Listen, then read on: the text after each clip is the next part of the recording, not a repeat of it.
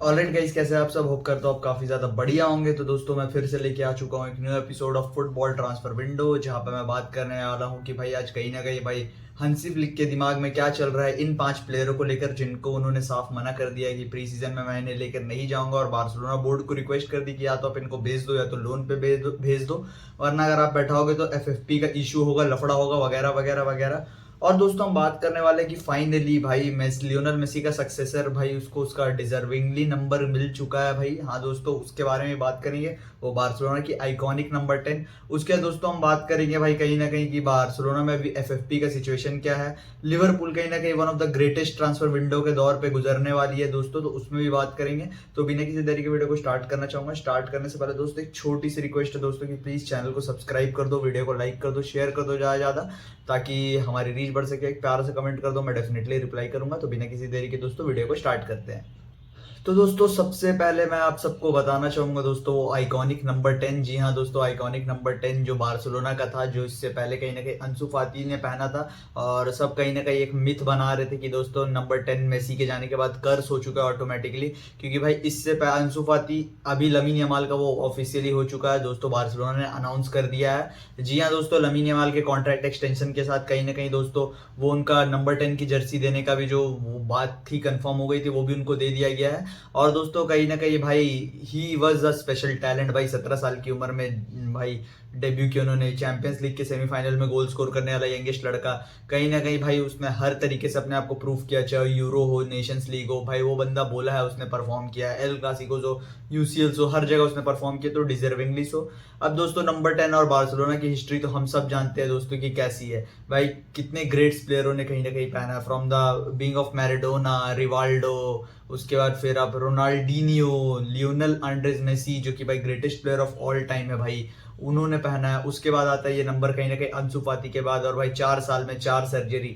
सबको लगा कहीं ना कहीं अंसु फाटी की वो गलती नहीं, वो नंबर 10 का बर्डन वो नहीं कर पाए, कहीं ना कहीं कैरी कर पाए अपने शोल्डर में, और उसी के कारण दोस्तों कहीं ना कहीं उनका ये फॉर्म खराब गया और उनका कहीं ना कहीं करियर डाउनफॉल में चल गया। पर दोस्तों क्या नंबर 10 कर्स हो चुका है? I don't think so. ऐसा कई सारे थ्योरीज बताई जाती है, जैसे कि कई सारे क्लब्स है जिनके कई नंबर कर्स बताए जाते हैं। जैसे कि जब क्रिस्टियानो रोनाल्डो ने मैनचेस्टर यूनाइटेड को छोड़ा था, उसके बाद जिस प्लेयर ने भी नंबर 7 पहना है, for the likes of Memphis Depay, उसके बाद फिर डी मारिया, बहुत सारे प्लेयरों ने पहना है, पर सबने कहीं ना कहीं उस लेवल का वो परफॉर्म नहीं किया, करियर उनका डाउनफॉल में गया। उसके बाद चेल्सी की नंबर 9 की बात की जाती है। तो ऐसे कई सारे क्लब्स है, तो ये कहीं ना कहीं रिचुअल बताया जा रहा था कि बार्सिलोना में ने भी इसने पैर अपने रख लिया और वो नंबर 10 की जर्सी को उसने कर्ज कर दिया है। पर दोस्तों lamin Yamal is a true successor भाई। कि जब लियोनल मेसी 21 साल के थे तब कहीं ना कहीं उनको नंबर 10 की जर्सी मिली थी अंडर पेप गार्डियोला, और भाई लमीन यमाल को 18 साल की उम्र में कहीं ना कहीं नंबर 10 की जर्सी मिल गई है। तो भाई बहुत ज्यादा बर्डन तो होगा लमीन यमाल पे, पर मेरे को लगता है he is the personally right guy to live up the expectation of Barcelona fans, क्योंकि भाई नंबर 10 और बार्सिलोना का कहीं ना कहीं भाई बहुत ज्यादा लगा होता है। और हम सब जानते हैं दोस्तों कि हर टीम का जो सबसे इंपॉर्टेंट प्लेयर होता है, जो सबसे मेन प्लेयर होता है, वही नंबर 10 पहनता है। और उसके बाद अगर कोई नंबर प्लेयर्स की पसंद रहती है नंबर 10 के बाद, तो वो 7 या 9 रहती है। तो दोस्तों कहीं ना कहीं डेफिनेटली हम जब मैच खेलते हैं या मैच देखते तो हम जैसे सोचते हैं चेल्सी का नंबर 10 कौन होगा, मैनचेस्टर यूनाइटेड का नंबर 10 कौन होगा, रियल मैड्रिड का नंबर 10 कौन होगा, बार्सिलोना का नंबर 10 कौन होगा। तो ये इस तरह के कहीं ना कहीं नंबर 10 की हिस्ट्री चले आ रही है। और भाई जब अब लमीन यमाल को नंबर 10 मिल चुका है, तो मेरे को डेफिनेटली लगता है कि भाई स्काई रॉकेट होने वाले भाई शर्ट सेल्स नंबर 10 वाली लमीन यमाल की। तो भाई मेरे को पर्सनली लगता है he is the right guy to live up the expectation, जैसा मैंने पहले ही बताया था। और लियोनल मेसी की लेगेसी को अगर उन्होंने कैरी फॉरवर्ड कोई कर सकता है, तो पर्सनली मेरे को लगता है अब लमीन यमाल ही कर सकते हैं, अगर इंजरीज ना आए तो। होप सो भाई ना आए, एज अ बार्सिलोना फैन मैं प्रे कर सकता हूँ। तो यहाँ तक थी दोस्तों लमीन यमाल और नंबर 10 की न्यूज। अब दोस्तों हम बढ़ते अगली न्यूज की तरफ। तो दोस्तों अगली न्यूज ये निकल कर सामने आ रही कि हंसी फ्लिक, जी हाँ दोस्तों, हमारे हंसी फ्लिक, हमारे जर्मन मास्टर, हमारे जर्मन टेक्नीशियन ने कहीं ना कहीं 5 प्लेयरों के नाम बोर्ड को दे दिए हैं दोस्तों। इन 5 प्लेयरों के नाम मैं आपको एक एक करके बताऊंगा, और कहीं ना कहीं हंसी फ्लिक ने बोर्ड को बोल दिया या तो इधर आप इनको सेल कर दीजिए, या तो इनको लोन पे भेज दीजिए, या तो इनका कॉन्ट्रैक्ट टर्मिनेट कर दीजिए, पर ये मेरी टीम में अब नहीं रह सकते, मैं इनको नहीं खिलाऊंगा, और प्री सीजन में भी मैं डेफिनेटली इनको ले जाने के बारे में नहीं सोच रहा हूँ। तो दोस्तों आप सबको पता ही होगा, पहला नाम ऑब्वियस है मार्क आंद्रे टर स्टेगन। जिस तरह की टग ऑफ वॉर चल रहा है बिटवीन हंसी फ्लिक एंड मार्क आंद्रे टर स्टेगन, और हंसी फ्लिक एक जरा भी बर्दाश्त करने वाले हैं नहीं कि इस तरीके का इनडिसिप्लिन इन प्रॉपर वे में वो रहे। कहीं ना कहीं बताया जा रहा है कि मार्क आंड्रे टर स्टेगन ने 3 ट्रेनिंग सेशन लगातार स्किप कर दिए हैं, तो कहीं ना कहीं ये फाइनल ये कहीं ना कहीं नेल इन द कॉफिन था। और भाई इसके साथ ही हंसी फ्लिक और उनकी अब कोई चांस नहीं कि दोबारा वो लोग कभी सेम पर ट्रिप है, और अब टर स्टेगन अगर उनको वर्ल्ड कप खेलना है तो डेफिनेटली उनको छोड़ना होगा। दूसरे नाम की तरफ बढ़े तो दूसरा नाम भी एज एक्सपेक्टेड गोलकीपिंग स्पॉट से आ रहा है, और वो है दोस्तों इन्याकी पेनिया का। सिंस हमने जॉन गार्सिया को साइन कर लिया और शेजनी को रिन्यू कर लिया, तो भाई डेफिनेटली दोस्तों कहीं ना कहीं भाई अब हमारे पास फर्स्ट और सेकंड चॉइस गोलकीपर बहुत अच्छे खासे लेवल क्वालिटी के प्लेयर है, जो दोनों कोई भी टीम में जाए, चाहे बीट जॉन गार्सिया बीट शेजनी, वो दोनों स्टार्टर हो सकते हैं।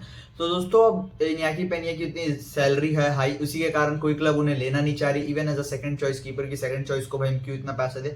और छोटे क्लब्स जो है जहाँ पे इन्याकी पेनिया फर्स्ट चॉइस हो सकते हैं, वहां पे वो उनकी सैलरी अफोर्ड नहीं कर पा रहे। तो दोस्तों अभी तक तो यही तक न्यूज निकल कर सामने आ रही है, देखते हैं इन्याकी पेनिया को हम सेल कर पाते हैं कि नहीं। तीसरा नाम की बात करें तो दोस्तों तीसरा नाम है ओरियल रेम्यू का। जी हाँ दोस्तों, ओरियल रेम्यू जो कि जिरोना से आए थे, फिर पिछले सीजन वो जिरोना पे वापस लोन पे गए थे, और कहीं ना कहीं उनके अप डाउन चल रही थी। मतलब वो जब वो जिस सीजन आए थे भाई, प्री सीजन में क्या उसने खेला था, स्ट्रीट्स विल नेवर फॉरगेट, कहीं ना कहीं भाई प्री सीजन वाला ओरियल रेम्यू। और दोस्तों कहीं ना कहीं इसी के कारण भाई उसका उनका सीजन उतना अच्छा तो नहीं किया, उसके बाद उन्हें लोन पे भेजा गया, फिर उनको अभी वापस लाया गया, फिर कहीं ना कहीं बात अभी चल रही कि उनका कॉन्ट्रैक्ट टर्मिनेट कर दिया जाएगा म्यूचुअली। और जिरोना जो कि जहाँ पे जो क्लब में वो खेलते थे, जहाँ से वो वापस आए थे बार्सिलोना में, फिर वो लोन पे गए थे जिरोना वापस, कहीं ना कहीं वो उनको लोन पे लेने का मतलब अगर बार्सिलोना कॉन्ट्रैक्ट टर्मिनेट करती तो कहीं ना कहीं जिरोना और प्लानिंग कि हम ओरियल रेम्यू को परमानेंट फिर से साइन कर लेंगे। अब दोस्तों चौथी नाम की तरफ बढ़ते हैं, तो चौथा नाम है दोस्तों पाउ विक्टर का। जी हाँ दोस्तों, पाउ विक्टर को उतने चांसेस नहीं मिले जितना उनको मिलना चाहिए थे, और दोस्तों कहीं ना कहीं हंसी फ्लिक ने बोल दिया कि इनका रोल उतना ज़्यादा क्रूशल नहीं रहेगा, सिंस कि हमारे पास लेवेंडोस्की है, फिर हमारे पास कहीं ना कहीं दोस्तों अभी अटैक में रीइंफोर्समेंट हुआ है फरान टोरेस का, कहीं ना कहीं तो और फॉल्स नाइन में वो डैनी ओल्मो को देख रहे हैं कहीं ना कहीं, तो इसी के कारण दोस्तों पाउ विक्टर का भी रोल बहुत ज्यादा कम हो जाएगा। इससे बड़े हंसी फ्लिक ने सजेस्ट किया कि आप दूसरे क्लब को खोजें ताकि आपको प्लेइंग मिनट्स मिल सके। पांचवा नाम की तरफ बढ़े तो दोस्तों पांचवा नाम बताया जा रहा है दो लोगों का, दो लोगों में से कोई एक लोगों को डेफिनेटली सेल कर दिया जाएगा, या तो होंगे वो आंड्रेस क्रिश्चियनसन या फिर होंगे वो अराहो। मेरे पर्सनल ओपिनियन में मेरे को लगता है जिस हिसाब का स्टेटमेंट अभी हाल में अराहो ने दिया कि इस साल आप मेरा प्राइम देखोगे वगैरह वगैरह, तो मेरे को पर्सनली लगता है कि क्रिश्चियनसन को सेल कर दिया जाएगा, सिंस उनके अगले साल कॉन्ट्रैक्ट एक्सपायर होने वाला है। तो अगर सेल कर देते तो डेफिनेटली हमारी एफएफपी में बहुत ज्यादा इफेक्ट करेगा, क्योंकि वो फ्री एजेंट आए थे तो भाई सीधा सीधी वो जाएंगे तो उनका पूरा पैसा हमें प्रॉफिट में शो होगा, और प्लस उनकी सैलरी जो है हालांकि वो इतनी ज्यादा नहीं है पर डेफिनेटली वो बच जाएगी हमारे कहीं ना कहीं एफएफपी में। अब दोस्तों अगली न्यूज की तरफ बढ़ते हैं। तो दोस्तों अगली न्यूज निकल कर ये सामने आ रही है कि कहीं ना कहीं जो बार्सिलोना है उन्होंने लालिगा से एक रिक्वेस्ट डाली है। लालिगा से दोस्तों उन्होंने क्या रिक्वेस्ट डाली, देखो बार्सिलोना हम सब जानते हैं, देखो Barcelona is beyond football club, देखो हम सब जानते हैं Barcelona is more than a club, इसलिए तो हमारा कहीं ना कहीं कोर्ट है।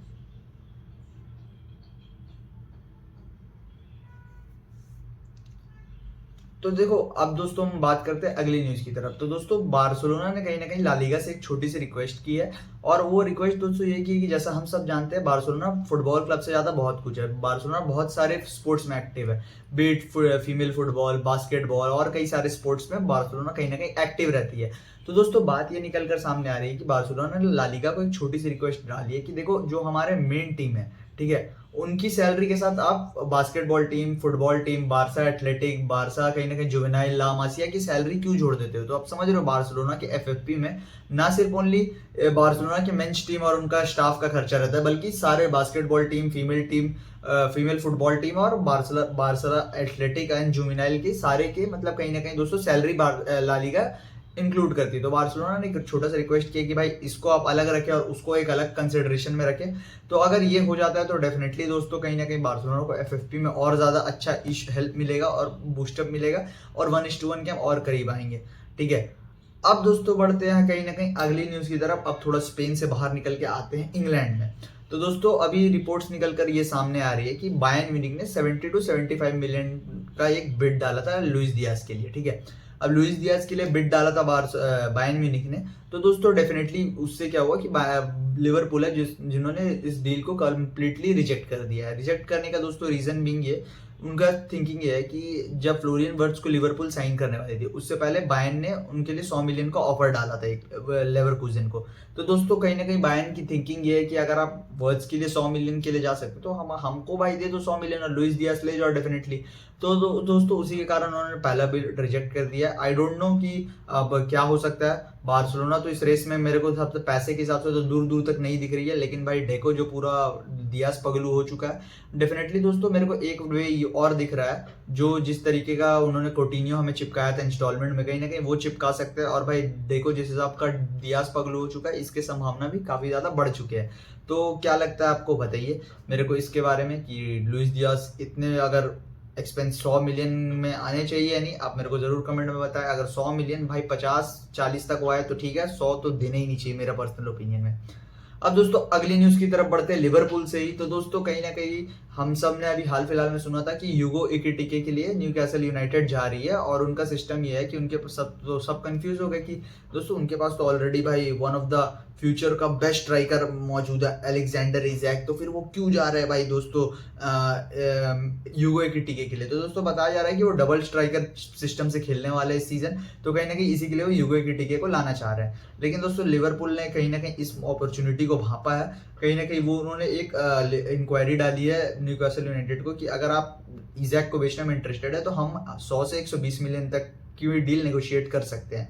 दोस्तों देखो न्यूकासल के पास पैसे की तो कमी नहीं, क्योंकि उनका जो ओनर है वो सबसे रिचेस्ट फुटबॉल ओनर है, क्योंकि भाई उनकी नेटवर्थ तो बिलियन इवेंट बताया जाता है, कंपनी की वर्थ ट्रिलियन में। पैसे की तो उनको कोई कमी है नहीं। पर दोस्तों बताया ये जा रहा है कि कहीं ना कहीं डेफिनेटली इजैक सेलेबल नहीं है, पर कहीं ना कहीं लिवरपूल के लिए खेलने का मौका क्या अलेक्जेंडर इजैक छोड़ेंगे, आई डोंट थिंक सो, क्योंकि अब उनका पीक स्टार्ट हो गया कहीं ना कहीं। तो लिवरपूल के लिए डेफिनेटली वो खेलेंगे। और अगर इजैक को भाई ले आती है लिवरपूल तो भाई ये मैं पर्सनली बोलूंगा कि वो प्रीमियर लीग तो डेफिनेटली रिटेन कर लेंगे जिस हिसाब की उन्होंने साइनिंग की है, unless and until Pep Guardiola का कोई अच्छा खासा मास्टर क्लास आ जाए। और भाई चैंपियंस लीग में भी भाई हम उनका डीप रन देख सकते हैं, may be all the way वो ट्रेबल भी जीत सकते हैं भाई कहीं ना कहीं लिवरपूल, ये बहुत बड़ी अचीवमेंट होगी उनके क्लब के लिए। तो क्या लगता है आपको, इस साइनिंग को आप कितना रेट करना चाहेंगे कमेंट में मेरे को जरूर बताएं। और क्या लगता है आपको कितने में मानेगी, मेरे को लगता है पर्सनली कि 150 मिलियन तक में न्यूकासल मान जाएगी इजैक को बेचने के लिए, और इजैक भी डेफिनेटली थोड़ा बहुत प्रेशर तो बना ही देंगे। तो भाई इमेजिन करो कहीं ना कहीं भाई साला उसके लुइस दियास, उसके बाद फिर भाई अलेक्जेंडर इजैक, भाई क्या फ्रंट थ्री बनेगा वो, भाई किलर कॉम्बिनेशन होगा। और भाई डिफेंस में वीवीडी उसको लीड कर रहे होंगे और मिडफील्ड में भाई फ्लोरियन वर्ट्स इनको पास देंगे, असिस्ट देंगे, तो भाई क्या तबाही टीम बनने वाली है। तो दोस्तों आज की वीडियो थी यहीं तक, होप करता हूँ आपको वीडियो पसंद आया होगा। वीडियो पसंद आया होगा तो भाई एक छोटी सी रिक्वेस्ट है कि चैनल को सब्सक्राइब कर दो, इस वीडियो को लाइक कर दो, शेयर कर दो ज़्यादा से ज़्यादा, और एक प्यारा सा कमेंट कर दो। तब तक मैं आपसे मिलता हूँ नेक्स्ट वीडियो में। Till then peace out.